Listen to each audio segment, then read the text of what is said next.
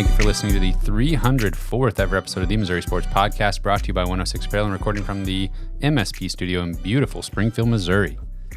I'm one of your hosts, Cameron Albert, alongside my good friend and fellow Mizzou fan, Kyle DeVries. How are you doing today, Kyle? Doing great, Cameron. I was doing a little bit of deep thinking recently. Okay. And I was wondering, which I already know the answer to this, but I'm going to ask you anyway. I was wondering if you've ever maybe had like this really good idea, or you just like had a really cool thought that you wanted to share, and you were like, I should make a YouTube video to get this out there so people can hear it. Yeah. And maybe I'll have more thoughts, and I'll just have a channel. Yeah. That's kind of what we do here. Oh, yeah. Have you ever wanted to do that separately of this? Yeah. Yes. Okay. So there's probably a lot of people out there that have had that occurrence. Okay. Yeah. But have never done it. Yeah. Or have maybe posted like one video. Uh-huh. And it's just the greatest theory or idea you've ever heard. Yes. Or never heard. Exactly. Because it has like 6 views. I'm following you. And it didn't catch fire. Yeah. If you think of how many just incredible ideas are just sitting out there and no one's ever heard them. How many YouTube channels out there, just have like less than 5 videos, less than 100 views total, but they're just absolute gold. Yes. Or even just thoughts that have never come out of someone's brain. Unique. Oh, you mean they didn't even get that far? Yeah. Yeah. That too. Yeah. Share your ideas, folks. Yeah. Get it out there. Okay. That's yeah. all I'm trying to say. I will. Okay. Yeah. Thank you. You're welcome. Yeah. Anybody listening, do it. That's what we did. Look at us. Yeah. We're about to do it right now. Kyle, what all are we going to talk about? Do you have anything else like intro related? I think that was it. Okay. We're going to talk about this new college football video game, Sweeping the Nation.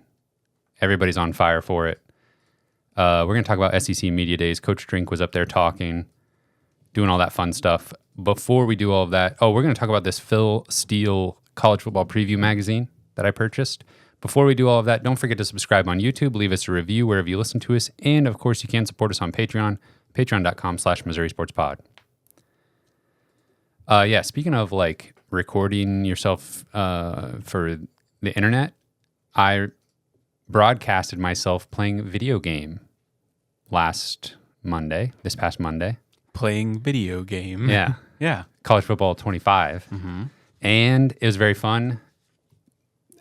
I'm a little torn about like this topic of conversation because booted up the game, looked at the Mizzou roster. I got some notes on that. Did you get goosebumps? Got goosebumps. Cool. Then I thought, I've played a lot of NCAA 14 and all those other games. I'd start up a dynasty with like, Central Michigan or Arkansas State or somebody, Heisman difficulty the whole way, and worked my way up to being, the head coach of Mizzou or wherever.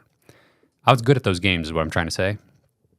I booted up this College Football 25, and I thought, you know what would be fun? I'll bring back the classic rivalry, and they actually call it the Border War in this new game. And I thought, well, I'll play on All-American. Like Heisman, people are saying is pretty tough. So, but freshman, you're just kind of like scoring every play. Let me go All-American, try to have a realistic challenge. It didn't go so well, Kyle. On stream. Yeah. Live, on stream. It didn't go well. You lost. Well, part of streaming is like coming up with a narrative around what you're doing to make it more entertaining. And so that was like, I decided after the fact, that was the Showdown for Relief football version. Okay. So that was just a preseason exhibition. Didn't mean anything. Didn't mean anything at all. We were trying some new stuff. Yeah. Threw 2 pick sixes in the first quarter. And didn't count. That didn't count. It was your first game ever playing. True. And my stream setup was not ideal. I had a little bit of input lag. I don't want to put it all on that. I was still the one calling the plays. There's a classic streamer. And I've got that problem fixed now for next time. Out. But, we learned a lot in that first matchup. And we're going to grow from it. And the squad's going to be ready for the regular season. Cool. We were trying out some new stuff that didn't quite work. very well at all. I did lower the difficulty in the fourth quarter to try to make a little bit of a comeback. It was more fun when I was scoring touchdowns instead of throwing touchdowns to the other team. I can imagine. So you're going to be doing this again? Yeah, that's the plan. I want to do it somewhat regularly, maybe like publish videos, like trim the videos and put them on YouTube as like a series or something. And you're going to be streaming on YouTube? Yes, I think I streamed on Twitch on Monday. I'm going to try YouTube on Friday. So if you have notifications turned on for the channel, I think you should be notified when I go live on Friday. So come hang out and I'll play some games. The mini games are actually surprisingly fun. Not sure what the point of them is yet. You like earn points and stuff to get medals. But I mean, my first impressions of the game, you'll be playing on Friday, like when it officially releases. Yeah. My first impressions of the game, it looks really good. There's definitely like some visual glitches and bugs and stuff that they've got to figure out. And I guess like the biggest compliment I could give it is it just feels and looks exactly like a new version of the old games. They didn't try to reinvent the wheel. It doesn't feel like recent Madden entries. Like it does just maybe like 10% of like how the players move around and stuff, but they really did a good job, I think, of differentiating it to where it's not the same. And I don't know. It's challenging. We'll have to figure out the sweet spot. The new passing mechanics are something to understand. I've seen a lot of people online talking about how like hard the difficulty is. Like they're like fighting for their lives against like FCS teams and stuff. I've had a lot of enjoyment reading those. It'll be interesting to see if any of that changes. Like if they do a patch on Friday or over the weekend that fixes some of that stuff. Because there's definitely some weird situations where like FCS Midwest is insanely good for some reason. And like people simulating the season in Georgia has like 6 losses. Not realistic. Not realistic. Okay, let me get philosophical for one more moment. I'm ready. Did you miss NCAA 14 when you were playing the new game? I would say overall, no. Good. It really felt like the replacement for that experience. And it's time to move on. Yes. Now, at some point, if I hook up the Xbox 360 and pop that game in, it'll still be fun and I'll still like have nostalgia for it. Mm-hmm. But it definitely serves the purpose of, so far, very early, it serves the purpose of being able to move on from those old games. Have you ever heard about that like phenomenon of like during your daily life, all you're thinking about is like being on vacation, and then when you're on vacation, all you're thinking about is like being back in your like normal environment? Have you ever heard of that before? Experienced that before? I don't think I can relate to the second part of that, but go ahead, yeah. Oh, that's just what I was wondering. If like you're playing the new game and all of a sudden now you're just like wishing like, oh, I kind of missed the classic old game. No, they did like one weird thing where they, on a read option play, they reversed the button press for keeping it as the quarterback versus handing it off to the running back. Just completely opposite of the old games. And that is going to take some getting used to. Yeah. But I thought you were going somewhere else with that question about like during my daily life, I'm just wanting to get back to recruiting. Okay, there you go. Yeah. And building my program. And the answer is yes to that. Yeah. Building my program. Yeah. Because there's a lot of work to do. And hey man, there's always work to be done. Yeah. In the recruiting trail. Filling out that recruiting board and scouting those players. Never gets old. Yeah. Imaginary players never gets old. Yeah. That is one weird thing that I ran into is I was doing some recruiting and there's a wide receiver who wants to come to Mizzou. We're number 1 on his list. Looks like pretty good stats. He's 5'6". Are we recruiting a lot of 5'6" wide receivers? Probably not. So I was like, okay, well, that's just one guy. Scroll down the list a little bit further. Same situation, 5'7". Scroll down the list a little bit further. Another 5'6". So I think we might just be like Short King U. They use them like a random number generator. Yeah, they need and to they like didn't create any kind of like the parameters. Weight. Yes. Yeah. They got to get that patched, man. Yeah, they'll get all that fixed. I did want to bring up, we did our predictions of the player ratings a few weeks ago, and we did a pretty good job, honestly. We both only nailed 4 ratings exactly on the nose. You correctly predicted Theo Weiss 86 overall, Brett Norfleet 81 overall, Marcus Carroll, we both said 85, and you had Logan Reichert at 77. Wow. Your finger on the pulse. Apparently. I was pretty proud of myself that I predicted Marcus Carroll and Nate Noel would both be 85. Good job. And they are. Wow. They just couldn't decide. They were like, Exactly. They both get 85. Yes. And I think that'll be fun to play with Mizzou and have that kind of like thunder and lightning. Yeah. Hopefully we see that in real life. Absolutely. I got Tristan Newson 79 correct and Chris McClellan 80 overall, exactly on the nose. Luther Burden, now I'm pretty sure he was a 94 overall like a week ago because he was not in the top 10, right? Mm-hmm. He was Does that number sound 11 last week. The game right now is showing me 95 overall, which have him tied for 10th or tied for 7th or something. They already did a patch. Maybe. I don't know. They got enough hate about it. Maybe so.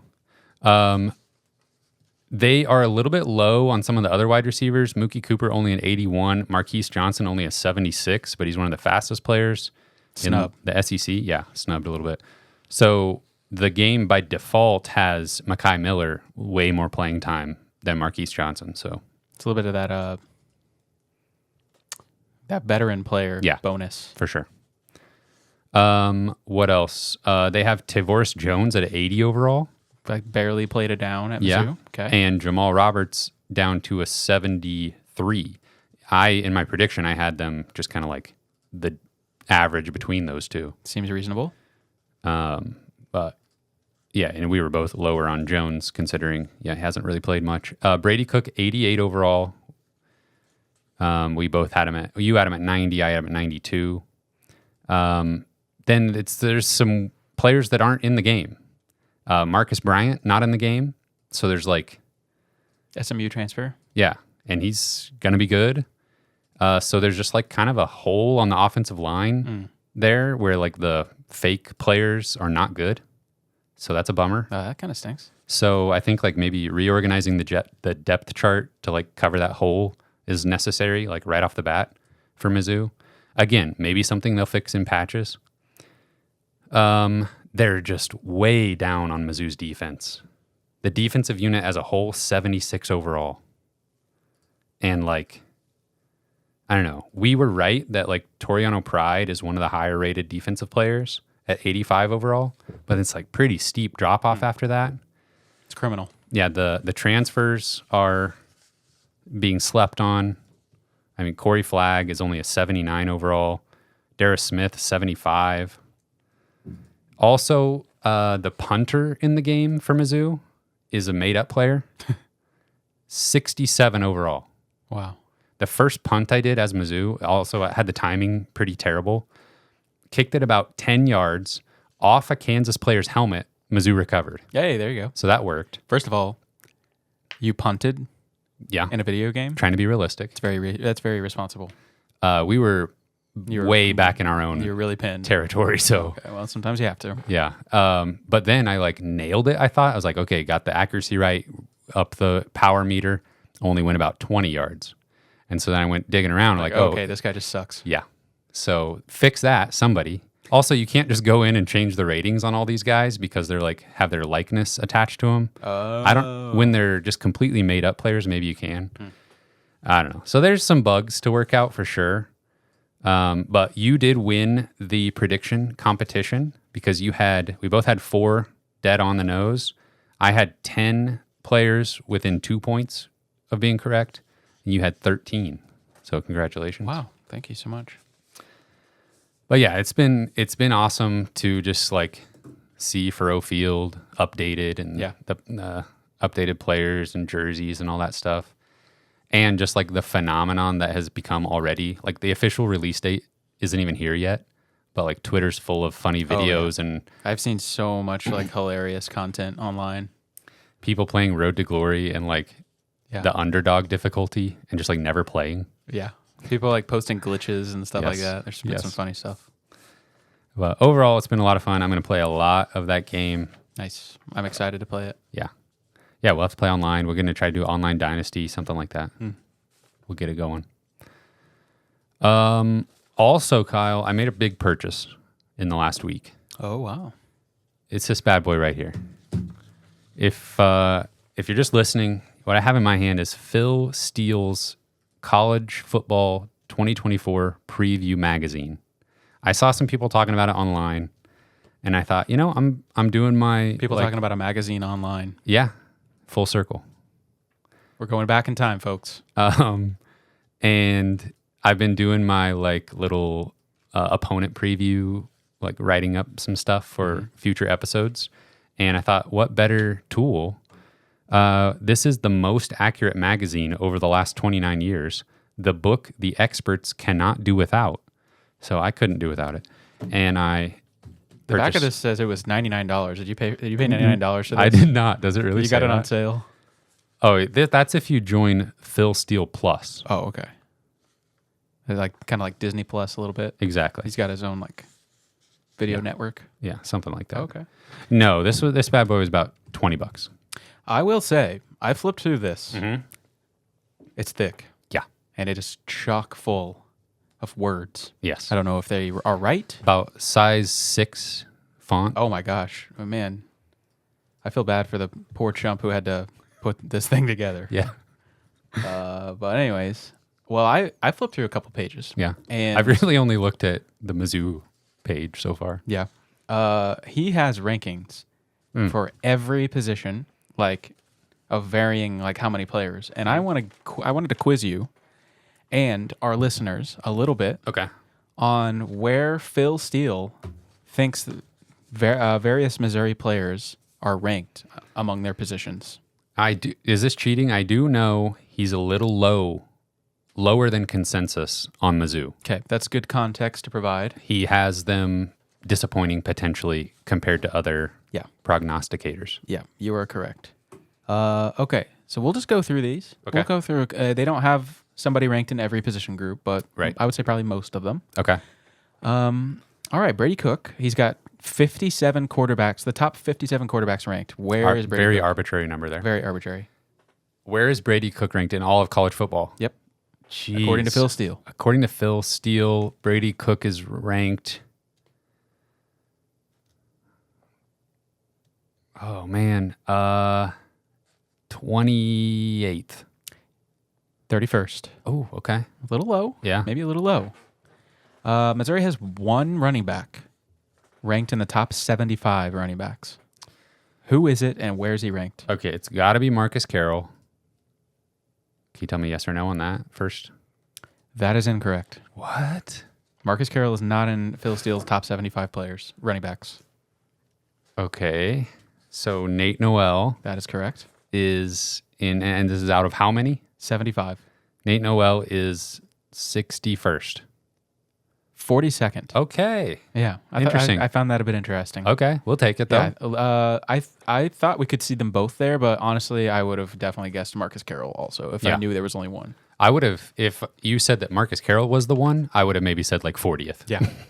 Yeah. So interesting projection there. Okay. But remember, he's the most accurate. Over the last 29 years. Exactly. Yeah.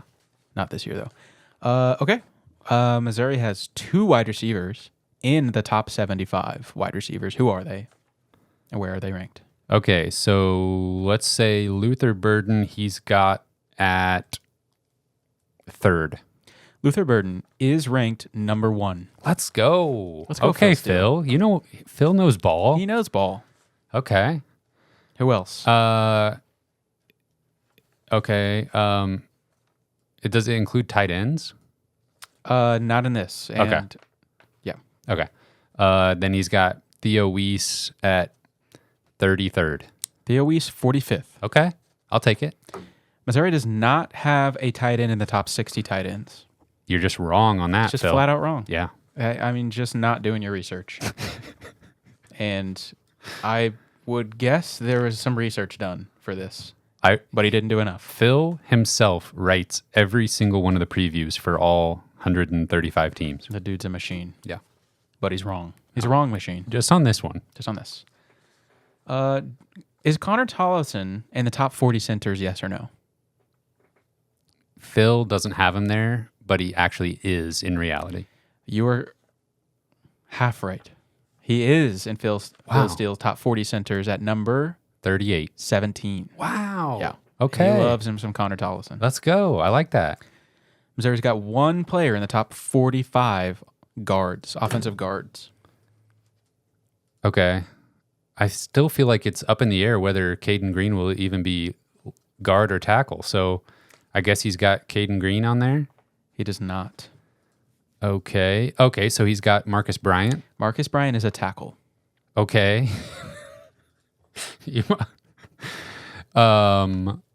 Okay. So How about a former high school teammate of Caden Green? okay. So he's got Armand Mimbu. That's exactly right. Out of how many? 45. Got to be like 22nd. 13th. Wow. Yep. Okay. Yeah, I think I would agree with you. Caden Green is ambiguous. Yeah. And I think that's probably why he's not on here. I gotcha. Marcus I'm Bryant. confused a little bit though. Like maybe I'll have to dig into the projections for Mizzou a little bit more from Phil here because I don't understand how he's down on Mizzou, but it seems like a lot of these ratings or position rankings it's mainly are, offense. Okay, yeah. Yeah. And it's possible. I on my little skim, I missed Caden Green, but I don't think I did. Okay. Because he has Marcus Bryant in the top 80 tackles at number 53. 60. Okay. So to have Marcus Bryant, who's still a very, very good player, still I would think a little bit under the radar comparatively to Caden Green. So okay, switching over to defense. Okay. There's only 3 more guys we got to go through here.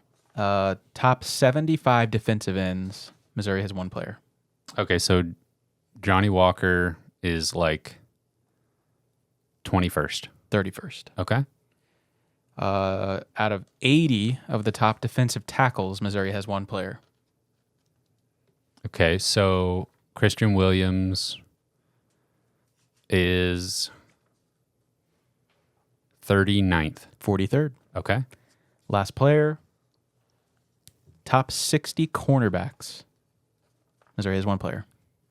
Top 60 cornerbacks. Toriano Pride is 40th. 58th. Okay, that's low. It's a little low. Yeah.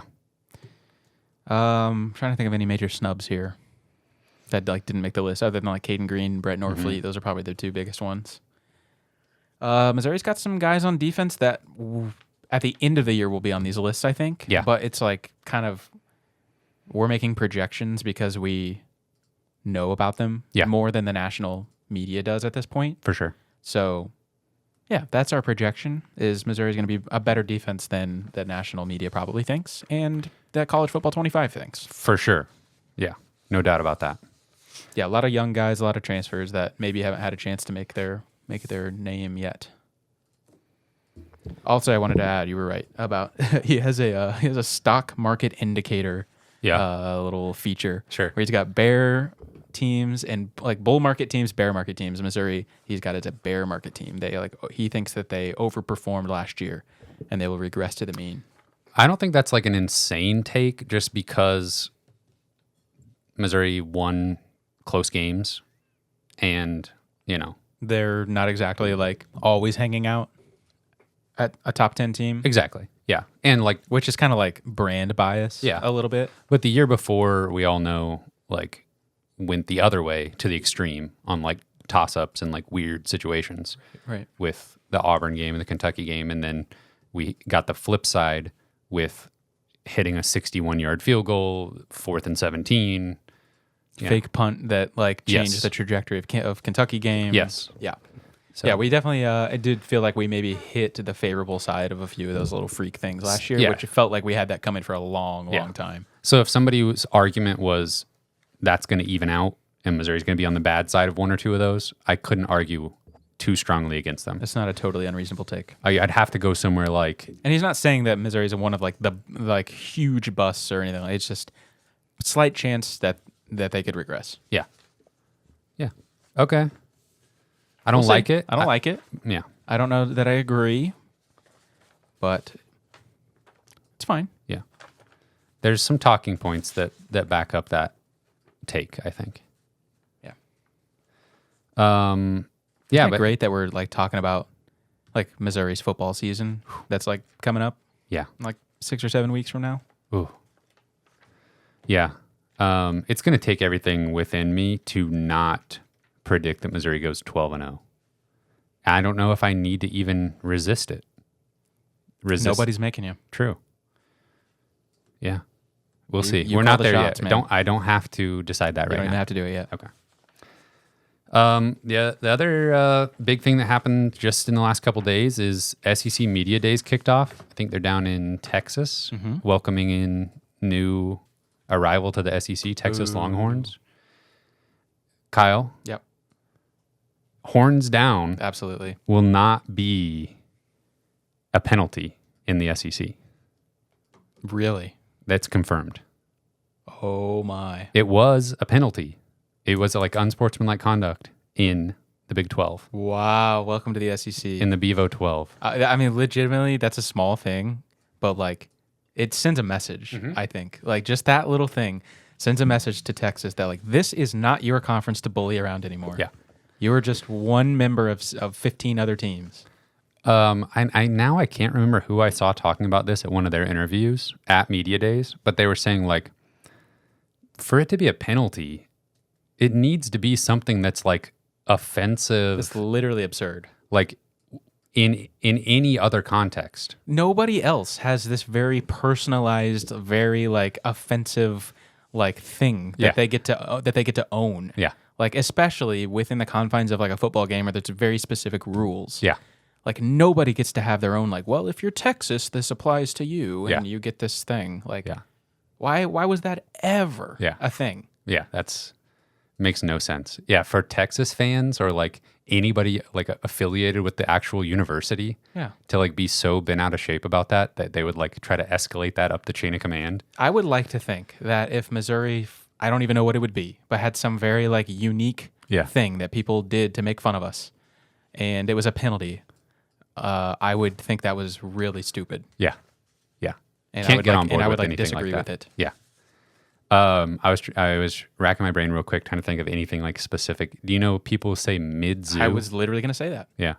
Yeah, That feels I saw like that. That's like a message board thing. Yeah, I see it on Twitter. Mid-zoo. I see like Twitter accounts and I can't figure out if they're I don't even think they're Kansas fans. It's like a new I think breed. I saw like maybe Oklahoma fans doing it recently. Oklahoma fans and Arkansas fans, I feel like, are the primary culprits. But I also saw one account that was called Mid-Zoo. It was like, that was their profile name on Twitter. And I guess shout out to anybody rent-free. who... Yeah, exactly, rent-free. That's what I was about to say. Shout out to anybody that makes an entire Twitter account, not like a fan account for your team, but like a fan account just to troll fans of another Just team. to attack another fan base. Yeah. Oh, I'm sure there's a lot of that. Yeah, I do know. Imagine making a fan account Imagine. and then like making a podcast and Man. all that. Yeah, just put your ideas out there, folks. I'm 99% sure there's like some kind of account on Twitter called like Hog Fan or something that is a Mizzou fan trolling Arkansas fans. Probably. But Probably listen to this podcast. Speak up if that's you. Shout out. If we hear you say mid-zoo, Penalty. 15-yard penalty. Yep, I'm very offended. Yes. Okay, back on topic here. Let's SEC Media Days, Coach Drinkwitz. Was there anything else like weird like that happened? Or this is all just Coach Drink stuff that I have? I don't I didn't feel like there was anything that weird. No. I don't think it's over yet. Right. So I haven't seen any like crazy takes from other fan bases. I know that was something that like got me fired up for like multiple weeks, like we were talking about, and that was even before we knew how good Missouri was going to be. Right. Like how insane some of the takes were from like Arkansas media. I'm using air quotes, media members and that kind of stuff. That specific guy, the Arkansas is the better team, but they keep losing guy. He paid the price, so let me tell you. Yes. And he was asked about that. I did see him be asked This year. Yes, already. And he was kind of like, I mean, I stand by it. It was kind of like he did try to change it a little bit, I think, or he intended it this way all along and just didn't say it right, if we want to give him the benefit of the doubt.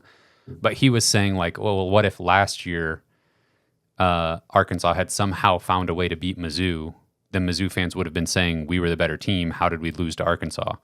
He was trying to say that was what he meant all along. And there's not the evidence there that there was this like 10-win Arkansas team that was losing to 4-win Mizzou. I get it, but it's just not the same. It's not. It's just different. No, but he was being a good sport about it for the most part. Yeah. So I feel like he was taking it back a little bit, like on Twitter last football season. Yeah. I don't think he meant anything. I'm pretty sure there was another guy that said he would literally like quit his job. That's true. I don't know what happened to that guy. He probably quit his job. That was like if Mizzou won 10 games. Yeah. We probably will never hear from him. As far as I'm concerned, he had to quit his job. He's retired now. Yep. They gave him a gold watch. Okay, so Coach Drinkwitz, he was up there at the podium. We talked last week about like what the kind of the vibes would be from Coach Drink, and we speculated on that a little bit. How would you describe his demeanor and just like the overall character of his press conference? I would say for the most part, like he had a little bit of I belong here energy. Like I'm a little bit of a BA. Yeah. Without being too over the top with it. Like I really like how he carried himself. Yes. Confident but not cocky. Yeah. Yeah. Yeah. I think we've seen like multiple variations of Coach Drink. And obviously we have the context of an 11-2 season that's like influencing how I'm like perceiving his behavior this year specifically. But we've seen overconfident, kind of jokey, kind of cocky, like Coach Drinkwitz, where I'm just like not loving it, honestly, where it's a little abrasive, but it's fun. And then we've seen like kind of almost like sad puppy, defensive a little bit. Defensive, like we just gotta like it's not. Well, I'm not talking this year. We're just gotta do it on the field. Yeah. So we've seen kind of the extremes a little bit, where I didn't love either one of those, but I think like this year, it was like he just nailed his talking points. He was clear, concise. He didn't beat around the bush. He didn't name every player on the team in his opening statement to avoid questions. Right. He just faced everything head on and did it really, really well. Yeah, I would completely agree. He wasn't like overly jokey or anything like that, but just had the right comments. But was still him. Yes. And still did have a couple jokes. Yes. But nothing that was like, okay, what was the point of that? Yeah. He brought up this upcoming Mizzou squad has 22 players with 12 or more starts in their career, which is pretty impressive. That was something that he brought up multiple times, of just like having experienced players who have big time college football snaps under their belt. He credited last year's results with that being the case for last year's squad, and was just talking about how that looks like it'll be the case again this year, and that was something that they prioritized in the transfer portal. He was asked specifically from an LSU media member about the coaching staff departures and like what they were losing, which was an interesting dynamic there for the LSU media to be asking that question, since I didn't even connect those dots, that it was an LSU media member asking about Blake Baker. Two coaches that went to LSU. Yeah. And Coach Drink picked up on that and did give plenty of credit to the coaches that left, and talked about the part that they had played in last year's team. But like quickly pivoted. Yes. He said, it's an opportunity for us to go out and improve our staff. And I think he means generally anytime anybody leaves, we're going to try to bring in somebody that's even better. But it got the point across that we're not looking back at like what we lost there. Yeah. It's forward thinking. What are these new coaches going to bring to the table that's even better than before? Yeah. I think maybe one of my favorite answers that Coach Drinkwitz had, at least when he was on the main stage, talking about Cody Schrader a little bit. And obviously there were multiple questions about Cody Schrader. How do you replace the production? What are you going to do? He was, really good and surprisingly so, and all this stuff. And I think I loved that Coach Drinkwitz talked about, I'm not worried about replacing the production. I'm worried about replacing the leadership. Yeah. And I think that statement, the person, I think in that statement, he kind of, at the same time, like complimented Cody Schrader and his legacy in the like Missouri football program, but also like didn't like disparage the guys who have the opportunity now to step up.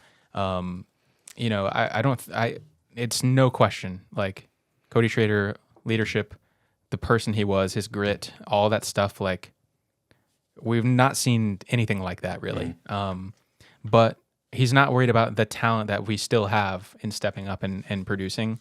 And I just was like, wow, that I don't know that I would have been able to craft an answer with that, with the levels to it, and that kind of like complimented everybody involved, and kind of spoke confidence into the task in front of the guys that he has now. Yeah, and he specifically mentioned like Missouri has produced the SEC's leading rusher 2 of the last 3 years. So the same questions were asked after Tyler Beatty was gone. How do you replace that production? And like we all actually know the answer to that. You go get really good players and put them in a position to be successful, and they'll do the work, you know? But it's a lot more challenging to find the type of person that Cody Schrader was. Oh, for sure. And still is. Absolutely. Yeah, he didn't die. He's in San Francisco, I think. Yeah. Trying to make the 49ers squad. Yeah. He did get drafted by the Battlehawks today. That's true. There was I saw a tweet that had to be like have some clarification with it because he's still with the 49ers and has a chance to make that squad. The Battlehawks are just kind of like, just in case. Yeah, if you don't, we'll take the rights to you if it doesn't pan out for you in the NFL. Which that'd be cool for him to be able to play in St. Louis. Oh yeah. On the Cody Schrader topic, though, I thought it was interesting that Coach Drink, both times he kind of got on that talking point, he brought up all 5 running backs that even have a chance of contributing this year. He brought up Carroll, Noel, Tyvorus Jones, Roberts, and even Kawan Lacey, incoming freshman. So, I don't know. He's just like, yeah, look at these guys that we have. Yeah. The production aspect of it, I'm not worried about. For sure. He is like a classic CEO in the way that he's got like acronyms for everything. And it's like a little bit cheesy, but like it's working, man. Yeah. Like the team has bought into these like what from an outsider's perspective are these cheesy sayings, these cheesy acronyms, whatever, but like they have meanings. They are like describe these detailed processes that they are part of their routine or things that they believe in and they carry out every week. And like elite edge, you know, like energy, details, grit, emotional consistency. Some of the he has like actual, I don't know, acronyms for like so many different things. Yes, and I feel like if he let on that he thinks it's cheesy even a little bit, right, then it all falls apart. It's all discredited. He is so locked in and so serious with it, yes, that it's like a little bit funny from the outside, but it's also like this is clearly working. Right. And the wilderness brotherhood stuff. Yes. Yes. All those little catchphrases and slogans. They had a different slogan for each game last year. Yeah. Within the overall something to prove mantra. Yeah. It's honestly like leadership 101. Yeah. It's incredible. And I love seeing that out of like my football coach. You know what I mean? Yeah. You said CEO vibes clearly, but when you rattled off edge and what it means, it took me to like a church sermon. Yeah. Where they're like, you know, using this acronym to really like drive something home. So it's like that interesting fusion there of leadership. So you mentioned the elite edge. He also said Caden Green has STI, which is strength, toughness, instincts. Yeah, sorry to hear about that. Yeah. The only thing better would be strength, toughness, discipline, I think. Yeah. SCD, yeah. Yeah. He was also... He literally said that. Yeah, he literally said like, STI. He's like, yeah. Caden Green has it. Has STI. Yeah.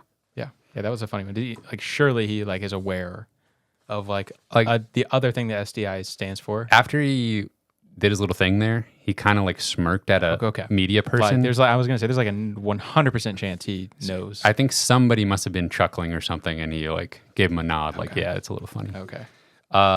He was asked about the potential of playing up to 17 games this season, which there's only one way you end up playing that many games.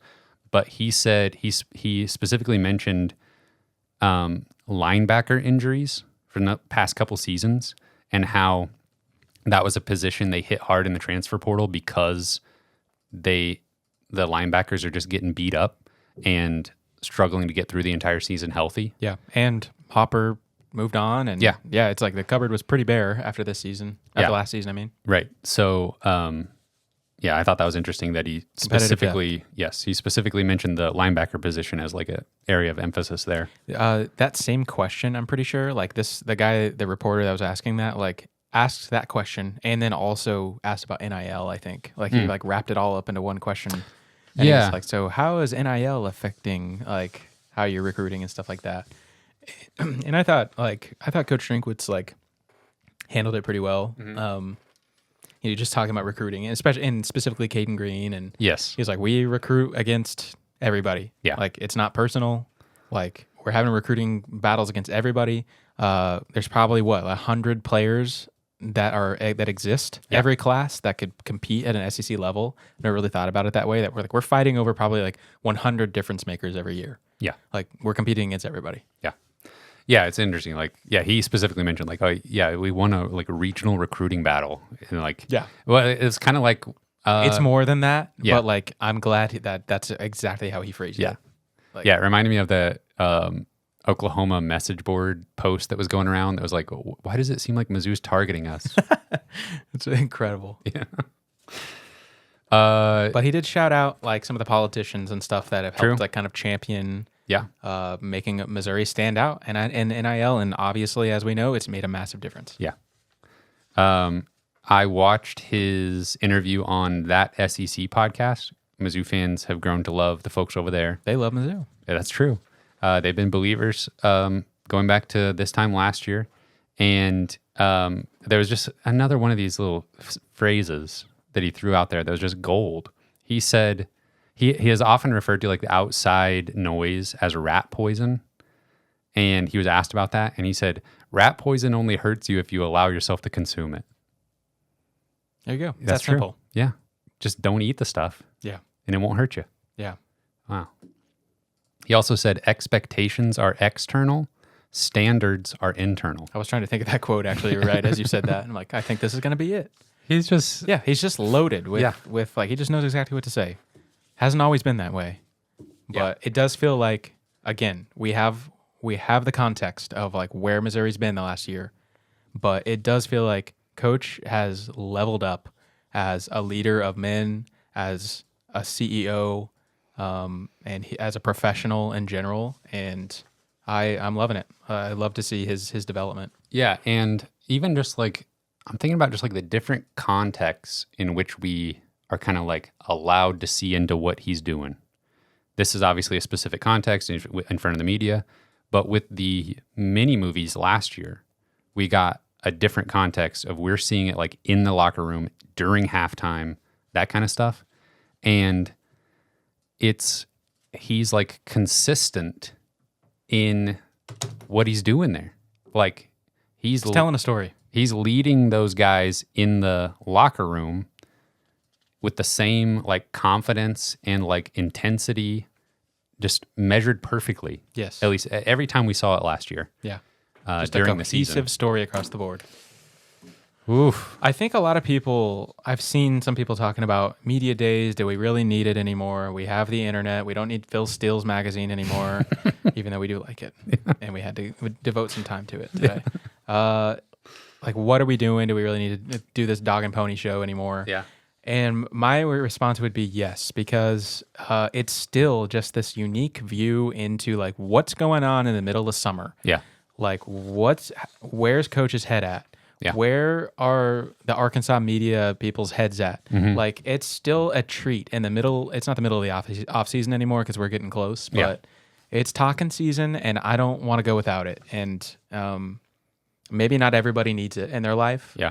But I think it's fun and it needs to stay. And it does feel like, okay, it feels to me more like a little bit of a kickoff to ramping up exactly to it's game kind of just one. This tradition, this thing we do, and it has its place every year. Yeah, and I also think like functionally, you got the top players and the captains traveling with the coach, doing media appearances. Like these guys are kind of getting a little bit of experience of what it's like to be pro a little bit. You know, getting the spotlight with the media and that sort of thing. Honestly, Christian Williams, Brady Cook, and Luther Burden, I didn't see anything like too crazy out of them, but that's probably the game plan there. Yeah. Coach Drink did say that Luther Burden brought some chips with him, and that he was like kind of questioning, like Coach was questioning that a little bit, but he was like, you just let the young people do what they want to do. If he wants to bring his own chips, just let the man bring his chips. That's fine. Yeah. What was he going to do? Like start selling them, or? I don't know, like just as like a prop. I think he just wanted to. He wants to show off that he's got some chips. They're got a good. whole. Yes, they are. They've got a whole like row in the grocery store now. In Springfield? No. I wish. Okay. Just generally, like they've got their I was chips. about to run to the grocery store. They got the chips. They've got the cookies. They got the frozen pizzas. He was talking about that on the. That's what I live on right there. SEC podcast. Drinkwitz said that's dangerous because it's just snacks all the time. Yeah. With his players' faces on them. Overall though, like he just nailed it, honestly. And I'm interested. Even like he was talking about Mike Leach going into the College Football Hall of Fame, like just everything he said was on point. Talked about Lane Kiffin's father, who passed away recently, was a defensive coach. Also, and he said which I didn't know this, but he said he kind of invented the Tampa 2 play, I guess. Yeah. So that was pretty cool. But yeah, kind of just recognizing like talent, recognizing pioneers of college football. Yeah. And he just all around, he clearly was well prepared, knew what he wanted to communicate through body language, through his actual words. I agree. He nailed it. So there's got to be some like goofy stuff that's going to come out of media day though. Like, I mean, what's Shane Beamer going to be talking about? I don't know. Yeah. He's like, to me on the other end of the spectrum where, you know, hopes were high for him at times. He's not delivered. He's probably on the hot seat a little bit. He's maybe feeling a little desperate. Like, is it bad that I feel sympathy for the man? He's a little. If he flames out, he's a tragic figure. He's a rich, tragic figure, True. But it's okay. You can still feel human emotions towards someone. Nepo baby, tragic figure. Yeah. A little bit of that. I mean, it's like a sliding scale here. Like within the context of college football coaches, I guess. Yeah. It's a little different. Yeah. It'll be interesting to see like what hot seat guys are saying and like new coaches, and we'll dig into all that as it comes out. It is different though. Like I had to go specifically go find like the entire video of the different things that he was doing because there were no like dumb things said. Yeah. There weren't any clips on Twitter. Yes, there wasn't anything just like going viral. But like consuming it in little like 1 minute chunks is like not the best way to consume SEC media day. Out of context. Yeah. Yeah. It's been a fun week though. We're gonna play some more of that video game. Hit us up on YouTube, and we'll try to get some of that stuff packaged into like maybe some kind of like a narrative video series or something. Yeah. See what we can do there. Anything else? I don't think so. Okay. You caught up on all your shows? Oh yeah. Okay. Oh yeah. Got a few more episodes to go. I gotta find my names here. You know what my show is? If I'm just needing to go put something on the TV. I think I know the answer to this, but I won't think of it. I should know this. I don't know if you should know it. The Simpsons? Oh, okay. I knew you loved The Simpsons. Yeah. I knew you go to the Big Lebowski's or maybe a go-to movie for you. For sure. Yeah. Shout out to any Simpsons fans out there. Special thank you to our Patreon supporters, Britt, Treese, Ryan Demore, Tristan, Ben Smith, Parker, Daddy JD, Tim Keens, Tyler Harsel, Brandon Garofalo, Brandon Hanks, Matthew Tilley, Lewis Hernandez, Joshua Jacobson. Thank you. Thank you, gentlemen. We love you very much. You can find this podcast on Spotify and Apple Podcasts. We're on Twitter at Mizzou Sports Pod, and you can email us at MissouriSportsPod@gmail.com. You can find our t-shirts and stickers on our online shop, MissouriSportsPod.BigCartel.com. Kyle, real quick, one of the recruits that I found, last name Bobo. No way. So in the narrative, it's like Mike Bobo's... The lineage. Yes, Mike Bobo's there. son. He's carried it on. Coming to Mizzou. Was he an offensive player? Yes, Of course wide receiver. Of course he was. Yeah. Thank you everyone for listening. We will see you next week.